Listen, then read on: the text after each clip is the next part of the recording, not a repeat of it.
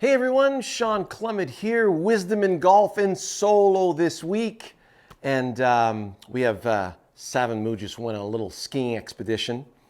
They'll be back soon, and don't worry, they'll be around in our next video. This week, really important, another beautiful drill to get you through the ball. And it's important to have a really solid mental image on how to get through that golf ball.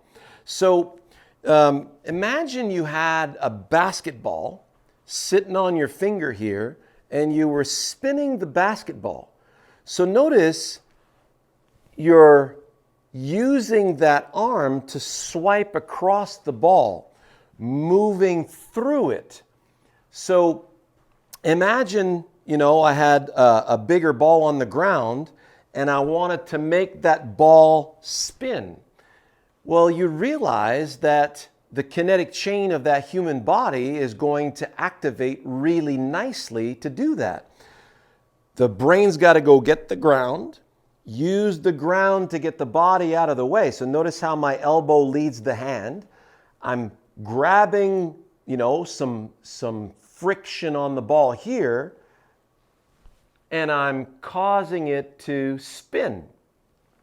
So as I'm doing that, well, the brain is removing the body from the way, because I just can't do it like this, right? So you'll notice that your shoulders, the clavicle and the scapula, are sitting on the rib cage. This is the range of motion you have. So it's impossible for you to do this adequately. You just be hitting yourself. And out of pure self-preservation, your machine doesn't want to get hit. So what it needs to do is it needs to activate that kinetic chain, get out of the way at the same time as you performing your task. So imagine the extension of your hand is your so-called golf club. So the club head extends into my hands through the shaft and the grip. And notice I got these two T's on the ground, all right? That is about the size of a divot, the average divot that you're going to see out there, basically for a mid-iron. So if the beginning of that divot is in the center of my stance, why should that be? Real simple. If I only had one arm and I was going to cut grass with one arm, there's my lawnmower. Notice how the center of that machine is my shoulder socket. Notice how the club wants to cut grass right underneath that. Doesn't matter what side I go on, you can see that that's the case. So if I bring both arms together to take my grip, the center of my machine is sitting right there between my two clavicles, called the sternal notch. And now watch as I swing back and through. Notice how the club always wants to take the divot starting from center forward. Notice the width of that divot is about the width of those two T's. So what I'm going to do is I'm going to make the T's spin clockwise as I swing towards the target. So if I'm over here and I swing through, then I come right up close to the T's. Now it feels like I'm going to graze them with the toe of the club. And what I'm going to do, as I'm grazing the end of the T's with the toe of the club, I'm causing them to turn counterclockwise. So I'm going to give those T's a nice spin. So I'm gather, and I'm going to give them a good spin. Did you guys see that? See how cool that was? So if I had a basket tee like this one, well, I basically want to graze the end of it. Here we go. Notice there's my rehearsal. Get close enough where the tip of the end of the club is going to cause it to spin. And I'm going to give it a nice spinning action. I'm going to give it some nice momentum. Give it a spin. Ooh, just graze that with the end of my club. A little closer, and then try to give that a nice spin again. Gather. Oh, That is so close. I think I like the tees better. One more time. Gather. There it is. So notice how I'm just grazing the outside of it. So what we're going to do is we're going to take these same two tees, and if the toe of the club is here, then the ball basically should be right there, right next to that first tee. And then I'm just focusing now. I'm not trying to hit the ball.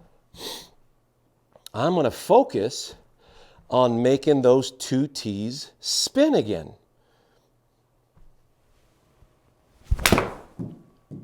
And there we go.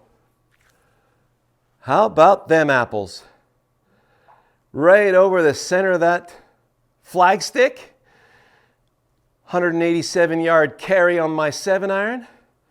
Perfect launch angle, perfect side spin. So I really felt that I was moving through the tees. My eyes were actually on the tee tips, right? The ends of the tees. And as I delivered through there, my kinetic chain engaged. If you watch this in stop action right now, you can see how I get to the top. My kinetic chain engages. The body is moving out of the way, and I'm brushing through those tees. The ball takes off, and the tees take off as well.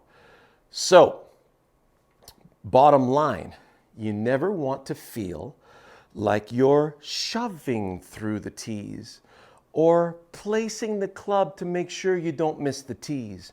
You've seen this in the past. We've done this with, how to find the right distance between you and the ball. Seeing where the club is going to pass and scuff the ground is really important. But we don't want to be directing the energy at the ball. You remember the distance to ball video we just put out in the last one? Make sure you review that one. So if you go to our home page on YouTube, go to the video just prior to this one, and you'll really get the gist of what we're talking about. So we get the right distance dynamically between you and the ball. And now I'm going to just take the same feel of what I used to get through those two tees and make those two tees spin nicely. Use some momentum. And there it is again. Feels like I'm really moving nicely through that golf ball. How good is that, huh? We do nothing but bring you quality golf instruction here at Wisdom in Golf because we really have done our homework. We know what we're talking about. So please make sure you subscribe to our channel. Leave a comment or question down below, right? And, give us a like. Smash that like button and, use that notification bell to make sure that you don't miss any future videos. And for way more information about this, go to our premium channel. It's only $10 a month. WisdomInGolfPremium.com. That's where you'll find my life's work, neatly organized, all in chronological order. And enjoy. All the best.